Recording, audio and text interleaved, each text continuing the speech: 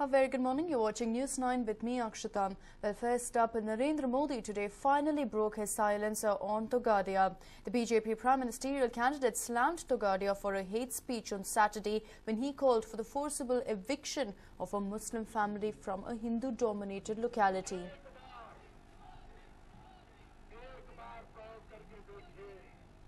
Well, Modi tweeted, and I quote, "I disapprove any such irresponsible statement and appeal to those making them to kindly refrain from doing so." Petty statements by those claiming to be BJP's well-wishers are deviating the campaign from the issues of development and good governance. This is what Narendra Modi had to say with regard to the recent controversy quoted by VHP leader Praveen Togadia in Gujarat when he stated that Muslim families living in a Hindu-dominated locality should be evicted. And finally, Narendra Modi going ahead and tweeting on the same, once again quoting what he said, "I disapprove any such irresponsible statement and appeal to those making them to kindly refrain from doing so." Petty statements by those claiming to be BJP's well-wishers are deviating the campaign from the issues of development and good governance. So finally there, Narendra Modi speaking about the issue. In fact, the Gujarat government has not taken too kindly to Praveen Togadia's remarks, and the BJP Prime Ministerial candidate also making it very clear that there will be no room for such remarks. No matter who it may come from, it will be something that they will not take lightly. So Praveen Togadia facing the heat of the BJP as well. Remember, the VHP leader had made a statement on Saturday where he went on to state that Muslim families living in any Hindu-dominated locality must be evicted. So Narendra Modi finally tweeting his opinion on the same, stating quite clearly that he disapproves of any such statement and it only deviates from the campaign for development, and also asked people to refrain from making such statements. So quite clearly, it looks like the Gujarat government will not back Praveen Togadia but will take the necessary action. Remember, the Election Commission has already called for an FIR to be filed against Togadia, even as the VHP leader did find a lot of support within the VHP camps. The BJP seems to have made it very clear at this point that they will not support Togadia despite the fact that he belongs to the Vishwa Hindu Parishad.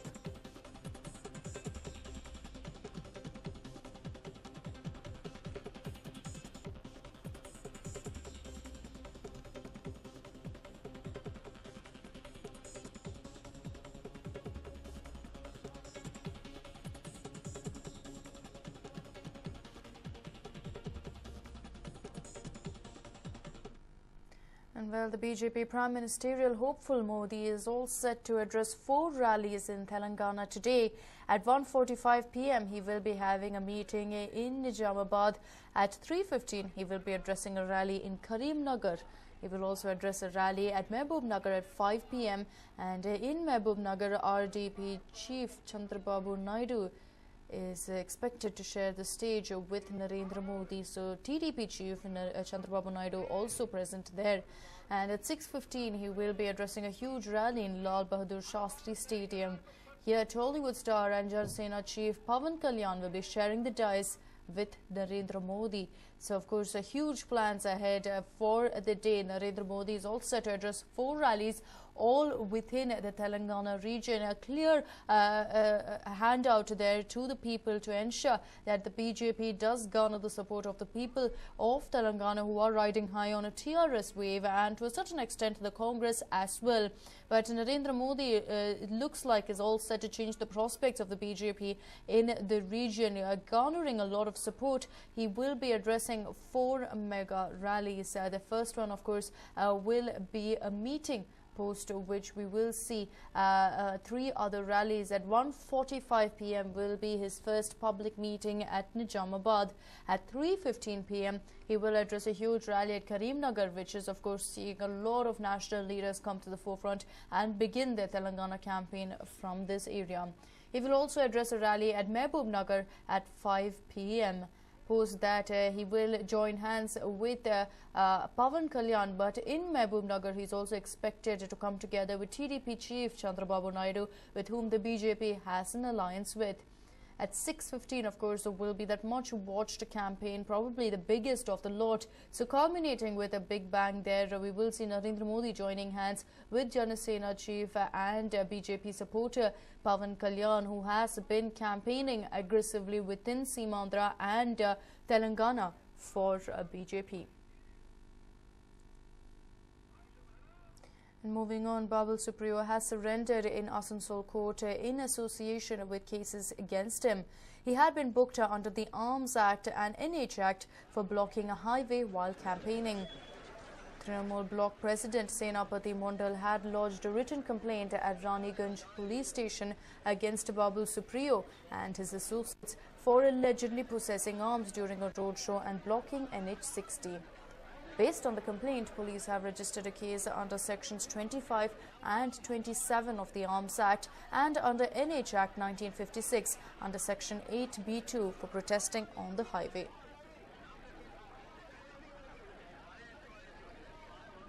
Well, Babul Supriyo, the Bollywood singer, there in quite a bit of trouble. Remember, he was summoned after he was booked under several sections for going ahead and blocking a national highway. And finally, he has gone ahead and surrendered at the Asansol court in Kolkata.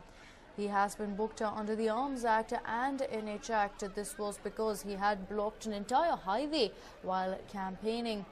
It was the Trinamool Block President who had lodged a complaint with the police, and now it looks like Babul Supriyo could in fact be in a lot of trouble. The reason, of course, that he's been booked under the Arms Act is because it is alleged that he possessed arms during that particular roadshow. He had blocked the National Highway 60 during his campaigning. In fact, based on the complaint that was filed by the Trinamool Block President, the police have registered a case under sections 25 and 27 of the Arms Act and under the NH Act of 1956. So quite a bit of trouble for Babul Supriyo there. Remember, he is a very famous Bollywood singer, but he did in fact go ahead and take part in the elections this time around representing the BJP. He is contesting from the Asansol Lok Sabha constituency in Kolkata, and he definitely finds himself in a spot of bother now, where we could even look at him being disqualified from the Lok Sabha race, considering that he has been booked under 2 sections.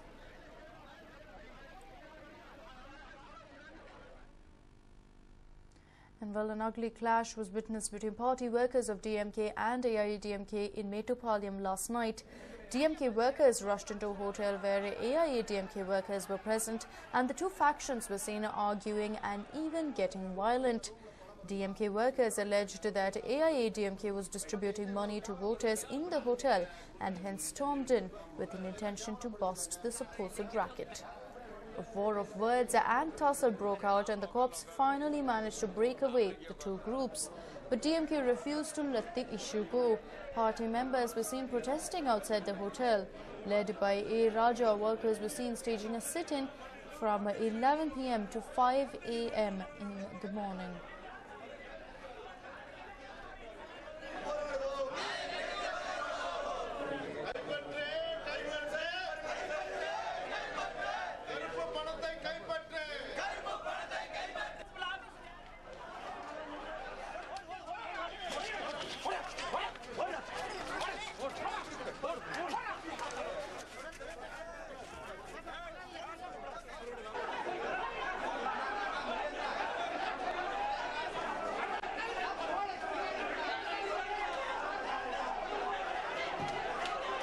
Well, this was the galatta that was witnessed in a hotel in Mettupalayam last night. It is understood that there were several AIADMK workers present. Suddenly, a slew of DMK workers burst in. They stormed into the hotel and started having an ugly argument with the workers present there. And they claimed, of course, that the AIADMK workers were indulging in cash for votes. Soon after, of course, officials were seen searching and raiding the hotel premises for any sort of clue that in fact said the same. However, unable to find any, the DMK workers were shunned. However, these cadre led by A. Raja refused to let go of the issue. They were seen staging a sit-in all through the night from 11 p.m. to 5 a.m. in the morning. They were seated outside the hotel, refusing to move till some sort of action was taken with regard to this particular issue.